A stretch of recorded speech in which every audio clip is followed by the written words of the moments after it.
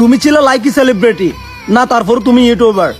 তুমি এখন টিকটক করো, না তারপর তুমি ইউটিউবার। তোমার লেভেল অনেক হাই, তাই মনে করছে আমরা তোমাকে ভয় পাই। আর তোমার টিকটক গুলো আমার ভালো লাগতো ভাই। যখন সব টিকটকারকে অপমান করো, তোমাকে আর কাউর টাইম নেই। তুমি কাউকে করো না একটা কমেন্ট। অহংকার যেটা করতেছে এটা ভুল। ইতিহাসের পাতায় লিখে আছে অহংকার পতনের মূল।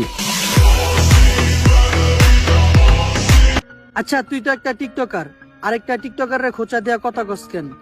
আমি তো জানি তুই একটা রোস্টার, আর মানুষটাকে এবার তুই নাকি ব্র্যান্ড, আবার বলস তুই নাকি ইউটিউবার।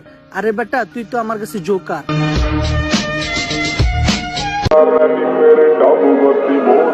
যাই হোক, উমরিস অলওয়েজ টুকাই।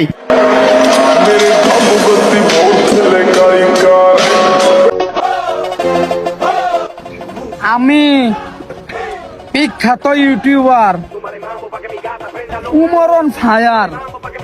আমার নামের খাওয়া শেষ, তাই তো সব টিকটকারের নামের উপরে একটা ভিডিও বানাইলাম। দেখ কেঙ্গা কিরম হইছে ভিডিওটা।